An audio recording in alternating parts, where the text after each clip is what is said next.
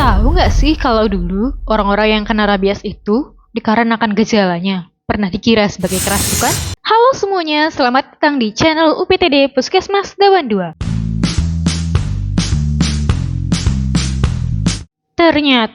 Ternyata, rabies bukanlah penyakit baru, melainkan penyakit yang sudah sangat ditakuti sejak zaman dahulu kala. Selama berabad-abad, banyak penulis yang berbeda, baik itu klinisi, dokter hewan, ahli bedah, apoteker, begitu juga filsuf dan penyair telah berulang kali menyebutkan rabies dalam tulisan mereka. Sejak masa peradaban kuno, rabies seringkali dianggap sebagai kutukan, penyakit aneh yang membuat hewan jadi gila dan manusia kehilangan kendali. Bagaimana sih orang dulu itu memahami rabies? Dan bagaimana manusia akhirnya menemukan cara pencegahnya? Yuk, langsung kita mulai.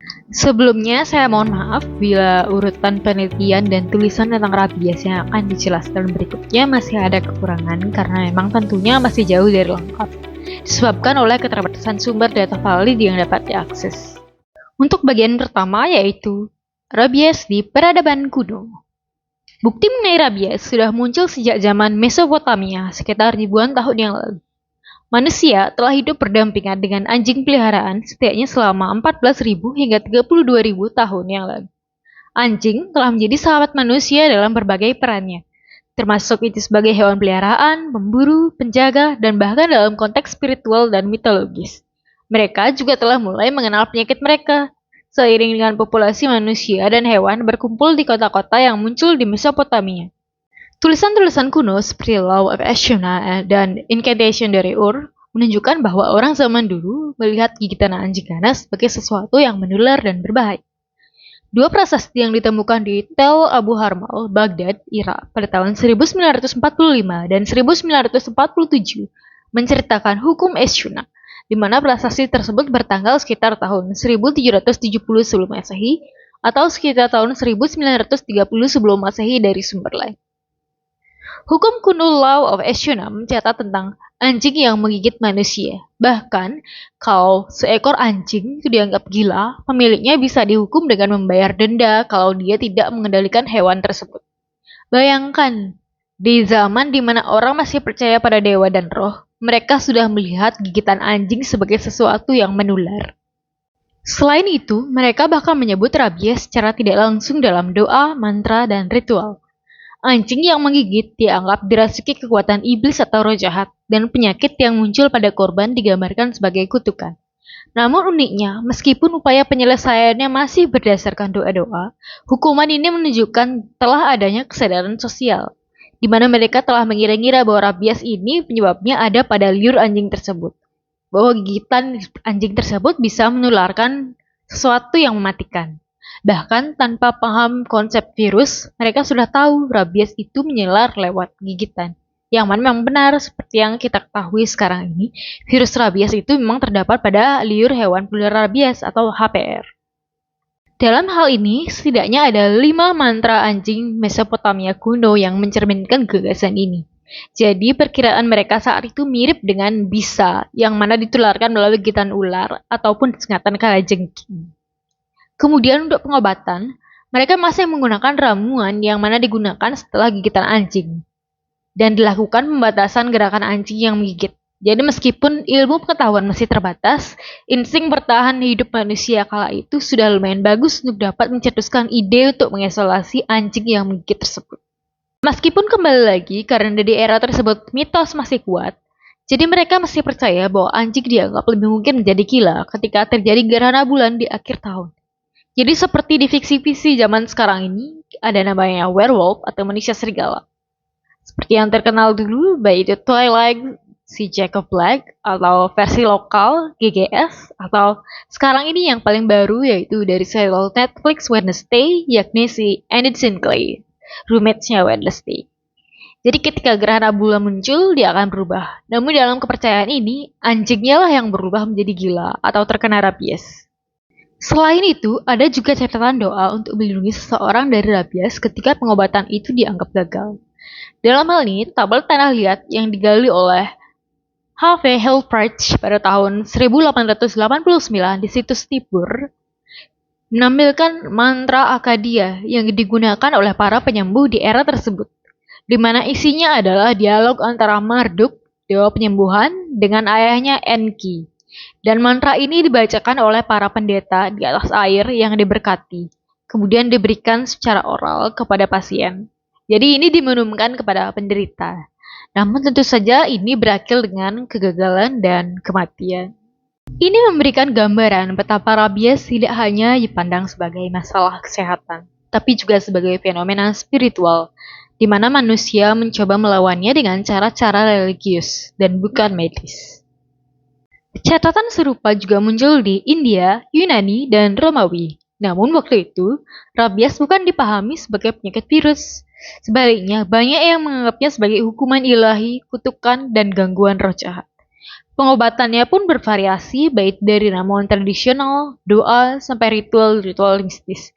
Dan tentu saja tidak ada yang benar-benar efektif. Jadi apa yang bisa kita pelajari dari peradaban Sumeria dan Akkadia ini? Bahwa sejak ribuan tahun lalu, manusia sudah menyadari ancaman rabies. Mereka mungkin belum bisa menjelaskan secara ilmiah, tetapi mereka tahu seekor anjing yang menggigit bisa membawa kematian. Dari hukum, doa, mitos, rabies telah meninggalkan jejak mendalam di awal peradaban. Sebuah warisan yang menunjukkan bahwa hubungan antara manusia dan penyakit menular sudah berlangsung sejak sangat lama. Bahkan sejak manusia masih pertama kali menuliskan hukum tersebut di atas tanah liat. Selanjutnya yaitu rabies pada zaman klasik. Aristoteles, Hippocrates, Pliny, Ovid, Cicero. Banyak sekali teks karya dokter dan penulis lain dari zaman klasik membuktikan pemahaman yang semakin baik tentang rabies. Mereka, khususnya Caelius Aurelianus, menulis deskripsi awal tentang perawatan paliatif pada pasien rabies, di mana dia memberikan deskripsi gejala yang akurat dan terperinci, baik pada anjing ataupun manusia. Kemudian baik Dioscorides dan Philomenos membahas periode laten dengan durasi yang bervariasi setelah gigitan infeksi. Umumnya berlangsung selama 6 minggu, tetapi kadang dapat berlangsung hingga beberapa tahun. Kemudian dalam bukunya Emergency Formula to Keep One's Life atau pengetahuan darurat untuk menjaga kebutuhan hidup, Zhou Hou Jiju Fan, ini seorang bernama Gehong dari dinasti Jin, sekitar tahun 300 Masehi, juga menjelaskan adanya masa inkubasi yang panjang pada manusia. Jadi, pengetahuan terkait rabies dari segi gejala memang sudah mulai berkembang. Namun, sayangnya dari segi pengobatan memang belum. Karena cara-cara yang dipakai masih tergolong ekstrim, di mana si Gehong dari dinasti Jin ini merekomendasikan penggunaan jaringan otak anjing menggigit pada luka gigitan untuk mencegah rabies. Dan tentunya, cara ini adalah cara yang tidak tepat ya, mengingat justru area tersebutlah yang mengandung penyakit rabies, karena sampel otak inilah justru merupakan spesimen yang diperiksa untuk memastikan rabies itu ada pada hewan. Jadi malah seperti ketika ada api, kita malah menyiram bensin dan bukannya air ya. Kemudian cara lain terkait pencegahan ini juga ada tercatat di karya klasik lainnya yaitu De Re Rustica karya Columella, di mana itu menggambarkan kebiasaan penggembala untuk memotong ekor anak anjing ketika mereka berusia 40 hari sebagai tindakan pencegahan agar anjingnya itu tidak terkena rabies. Ini termasuk cara yang brutal ya, karena fungsi ekor pada hewan itu selain untuk ekspresi diri, juga berperan sebagai keseimbangan tubuh. Dan itu justru dipotong untuk yang katanya bisa mencegah rabies. Kemudian, selain aktivitas potong-memotong sebagai pencegahan, ternyata ada juga aktivitas bakar-membakar atau menghancurkan jaringan dengan besi panas yang digunakan sebagai penanganan. Jadi di sini ada seorang bernama Pedianus Dioscorides, yang mana dia merupakan seorang dokter dan juga farmakolog, mengusulkan kauterisasi bagian yang digigit sebagai pencegahan. Untuk apa? Dengan harapan menghentikan racun yang diyakini menyebar dari gigitan itu ke bagian tubuh lainnya. Namun karena kegiatan-kegiatan ini tergolong brutal, prakteknya memang dikecam, seperti yang dilakukan oleh Asklepiadas dari Bitinia pada pertengahan abad kedua Masehi. Selanjutnya kita menuju ke bagian era abad pertengahan. Pada era ini, tidak ada pengobatan lebih lanjut yang diidentifikasi untuk rabies secara klinis. Namun, terdapat perkembangan terkait pencegahan, yakni oleh Arnold Dulce de Villanova pada akhir abad ke-13 yang menekankan pentingnya pembersihan luka sebagai pencegahan rabies setelah gigitan anjing. Yang mana memang benar dan langkah cuci luka ini masih kita terapkan hingga saat ini sebagai langkah pencegahan rabies. Yang mana telah kita bahas dan berikan contoh pelaksanaannya baik itu melalui postingan media sosial berupa carousel maupun video yang telah dibagikan sebelumnya.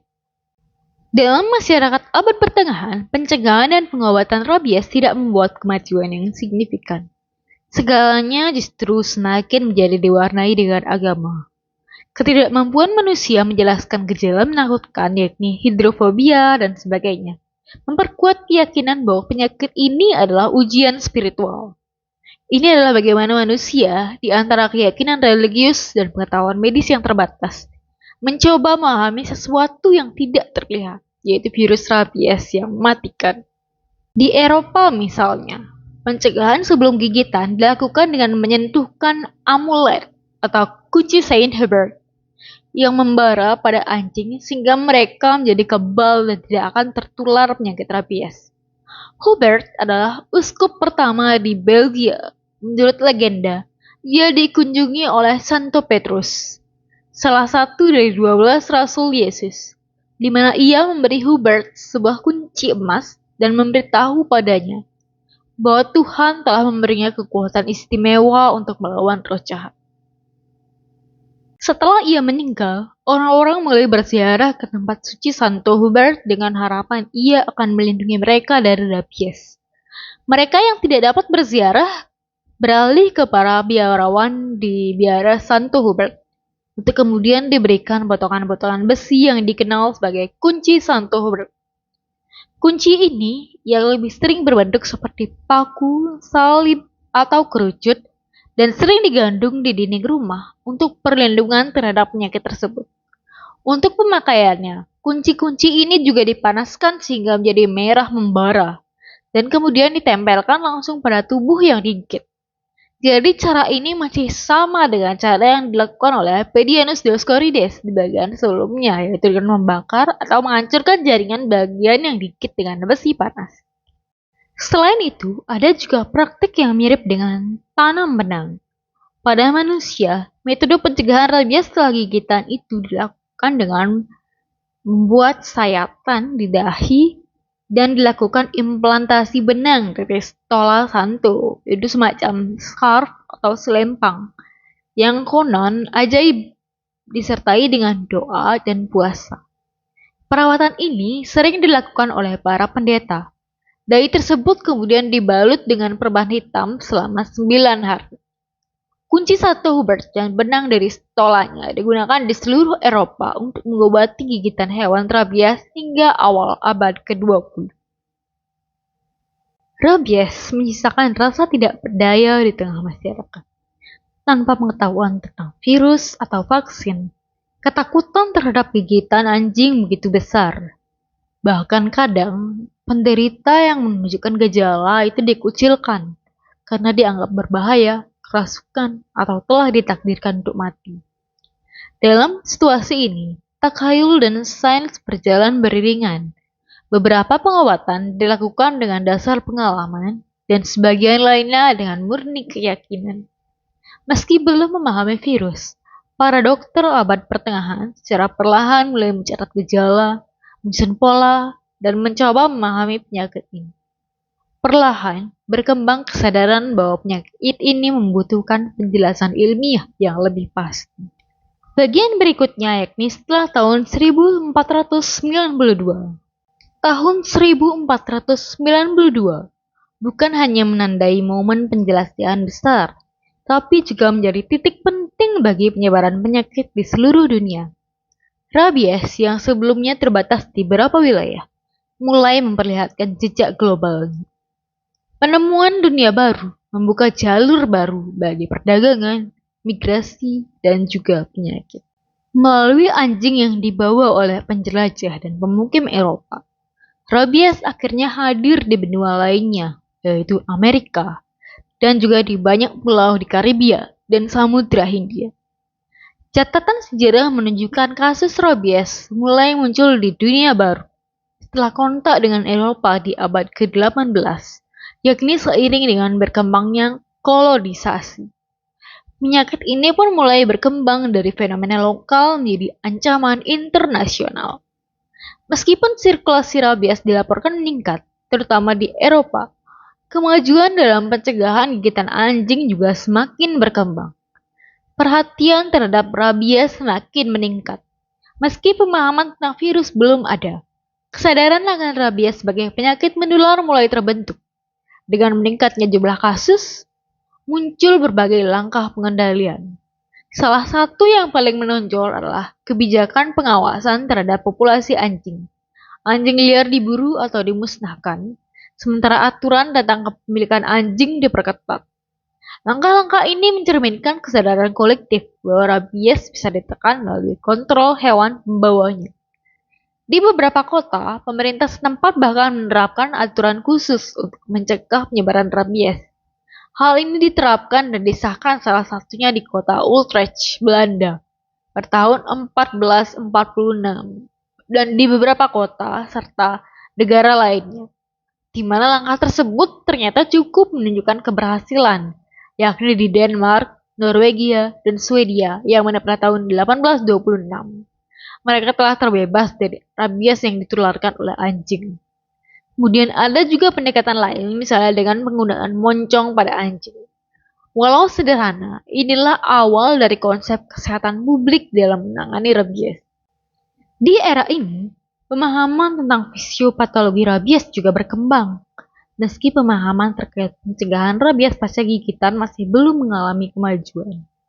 Pengobatan setelah gigitan tetap berbasis keyakinan atau gebrakan kreatif semata. Misalnya pengolahan bulu anjing yang menggigit ke luka, atau omelet yang dibumbui dengan tanaman rosa canina, dan sebagainya.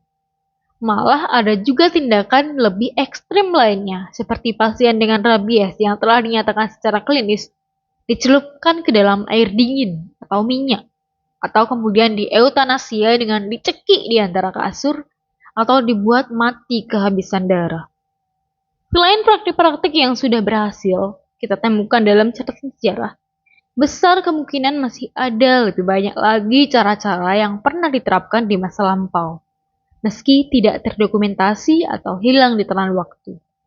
Hal ini mengingat bahwa manusia sejak ribuan tahun lalu selalu mencari jalan untuk melawan penyakit dengan apapun yang ada di sekitarnya. Walau mungkin seringkali cara tersebut berbahaya dan jauh dari efektif. Dari kenyataan itu, mari kita banyak-banyak merenung dan bersyukur. Betapa besar anugerah Tuhan yang telah memperkenankan kita hidup di zaman modern. Sebuah era ketika ilmu pengetahuan telah berkembang pesat. Ini sebagian besar penyakit sudah berhasil diidentifikasi. Mekanismenya telah dipahami. Dan langkah pencegahan serta penanganannya telah dirumuskan secara ilmiah. Sehingga kita tidak lagi perlu menjalani pengobatan yang penuh risiko seperti masyarakat kuno. Melainkan bisa mengandalkan metode-metode medis yang lebih aman, lebih manusiawi, dan tentunya jauh lebih efektif. Sebuah kemewahan yang seringkali kita lupakan. Padahal merupakan buah dari perjalanan panjang umat manusia melawan penyakit mematikan seperti rabies. Lalu, kenapa sih orang-orang di zaman tersebut bisa percaya dengan pengobatan yang penuh risiko seperti itu? Karena tidak semua gigitan hewan berasal dari hewan yang sebenarnya menderita rabies. Sehingga banyak korban gigitan tetap selamat. Hal ini tanpa disadari menciptakan ilusi bahwa berbagai cara pengobatan atau pencegahan yang digunakan pada zaman dulu tersebut, entah itu mulai dari ramuan herbal, doa-doa khusus, hingga tindakan ekstrem-ekstrem lainnya, dianggap berhasil. Padahal, kesembuhan itu seringkali bukan karena metode yang dipakai, melainkan karena sejak awal hewan yang menggigit memang tidak membawa virus rabies. Namun, meskipun metode yang digunakan pada masa itu lebih menyerupai rangkaian percobaan coba-coba atau trial dan error, usaha tersebut tetap menjadi bukti nyata dari perjuangan keras para penyedia layanan kesehatan. Setiap tindakan, betapapun sederhana atau bahkan keliru menurut ukuran sains modern, lahir dari rasa putus asa sekaligus tekad untuk melawan penyakit yang mereka anggap misterius dan mematikan. Upaya-upaya itu menunjukkan betapa besarnya keberanian mereka dalam menghadapi rabies, sebuah penyakit yang bahkan hingga hari ini tetap menjadi tantangan medis yang sulit ditaklukkan. Dengan segala keterbatasan pengetahuan dan peralatan, mereka berusaha habis-habisan, tidak hanya demi menyelamatkan pasien, tapi juga demi menantang nasib dan menolak menyerah pada kutukan yang dianggap tidak terhindarkan. Bagian selanjutnya yaitu era Pasteur. Abad ke-19 adalah masa transformasi besar dalam dunia sains dan kedokteran. Di tengah semangat optimisme Eropa terhadap kemajuan ilmu pengetahuan, satu nama muncul sebagai pelopor, yaitu Louis Pasteur. Dialah tokoh yang mengubah rabies, penyakit yang selama ribuan tahun dianggap sebagai kutukan, menjadi tantangan ilmiah yang akhirnya bisa dikendalikan. Pasteur memulai penelitiannya dengan pemahaman baru tentang mikroorganisme. Ia berhasil menunjukkan bahwa rabies disebabkan oleh agen yang bisa ditularkan melalui sistem saraf. Dengan serangkaian percobaan yang penuh ketelitian, ia menemukan bahwa virus rabies dapat dihancurkan secara in situ atau dicegah mencapai medula oblongata atau otak kita. Hal ini membuka jalan bagi munculnya vaksin rabies pasca pajanan, yang didasarkan pada ide untuk memanfaatkan periode laten dan dengan cepat membangun kekebalan pasien melalui vaksinasi yang tepat waktu dan memadai. Titik balik datang pada tahun 1885, di mana seorang anak berusia 9 tahun bernama Joseph Meister digigit berkali-kali oleh anjing tuan Theodor Vonne saat sedang menjalankan tugas. Dr. Eugene Weber, seorang dokter lokal yang berpraktik di dekat Pile, menelpon rumah Meister malam itu untuk membersihkan lukanya secara menyeluruh dengan asam karbol. Saat menunggu di kafe hingga bus pulang, Vonne bercerita tentang kejadian itu kepada kliennya, dan akhirnya dia diberitahu bahwa Pasteur telah mengembangkan pencegahan terhadap rabies. Ia pun kembali ke rumah Meister untuk memberitahu keluarga dan Meister, ditemani oleh ibunya, dan Vonne berangkat keesokan paginya dengan kereta api dan tiba di Paris pada tanggal 6 Juni.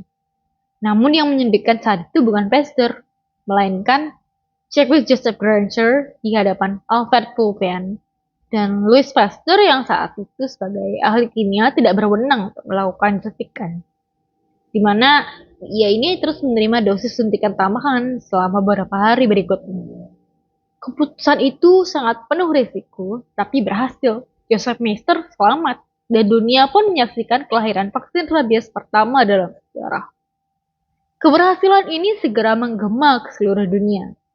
Rumah sakit Pasteur di Paris dipenuhi pasien yang datang dari berbagai negara, mencari harapan dari penyakit yang sebelumnya dianggap selalu mematikan. Bagi masyarakat, vaksin rabies menjadi simbol kemenangan sains atas kutukan kuno yang sangat menakutkan. Meski dipuji, langkah Pasteur juga menuai perdebatan. Beberapa pihak meragukan keamanan dan dasar ilmiahnya, mengingat Pasteur bukan dokter. Namun, keberhasilan demi keberhasilan membuat skeptisisme itu mereda. Rabies yang dulunya membawa keputusasaan, kini memiliki jawaban ilmiah yang nyata.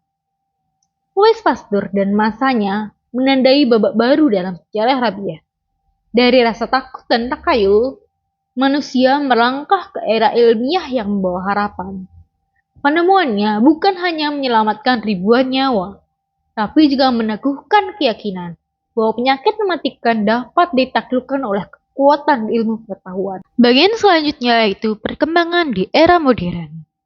Rabies, penyakit kuno yang sejak ribuan tahun lalu menebar teror, akhirnya memasuki era baru di abad ke-20 dan ke-21. Setelah keberhasilan monumental Louis Pasteur, muncul tantangan sekaligus harapan baru terkait rabies. Di abad ke-20, ilmu kedokteran dan biologi molekuler membuka jalan menuju pemahaman lebih dalam mengenai virus rabies. Para ilmuwan mulai meneliti sifat-sifat virus ini secara rinci. Bagaimana ia menyerang sistem saraf, bagaimana ia menyebar, dan bagaimana tubuh manusia bereaksi terhadap infeksi tersebut. Perkembangan vaksin pun mulai mengalami kemajuan besar. Jika sebelumnya vaksin Pasteur terbuat dari jaringan saraf hewan, maka di abad ke-20 dan ke-21, Teknologi baru menunjukkan vaksin yang jauh lebih aman dan efektif. Vaksin berbasis kultur sel misalnya mampu mengurangi efek samping serius yang dulu kerap diderita pasien. Tidak hanya manusia, program vaksinasi juga diperluas untuk hewan. Karena rabies ini adalah penyakit zoonotik yang mana merupakan penyakit yang dapat berpindah dari hewan ke manusia. Maka, mengendalikan rabies pada anjing atau hewan merupakan langkah yang sangatlah penting. Meski demikian, rabies masih menjadi masalah kesehatan global. Di negara-negara berkembang, terutama Asia dan Afrika, ribuan orang masih meninggal setiap tahun akibat gigitan hewan terinfeksi. Keterbatasan akses vaksin, kesadaran masyarakat yang masih rendah, serta infrastruktur kesehatan yang belum merata menjadi hambatan besar. Namun, sains tidak berhenti. Upaya internasional pun digalang, dari WHO hingga berbagai organisasi kesehatan dunia, tetap terus berusaha dan berupaya untuk hal ini. Rabies adalah kisah panjang perjuangan manusia melawan salah satu penyakit paling menakutkan. Sejarah rabies menunjukkan kita satu hal, bahwa ilmu pengetahuan mampu mengubah nasib manusia. Kini, tugas kita adalah meneruskan perjuangan itu. Perjalanannya belum selesai, tapi satu hal pasti, harapan kita kini jauh lebih besar. Bila kita menerapkan dan mengikuti prosedur ataupun SOP terkait pencegahan maupun penanganan yang sudah ada dan sudah dibagikan sebelumnya. Rabies bukan lagi kutukan misterius, melainkan penyakit yang bisa dicegah. Bahkan suatu hari, mungkin saja semoga bisa dihapuskan dari seluruh dunia. Kalau menurut teman-teman, bagian manakah dari sejarah rabies yang paling menarik? Tulis di kolom komentar ya. Terima kasih sudah menonton dan jangan lupa kita semua punya peran dalam mengakhiri kisah panjang rabies. Jangan lupa untuk like, share, dan subscribe supaya tidak ketinggalan informasi menarik lainnya. Sampai jumpa di video berikutnya.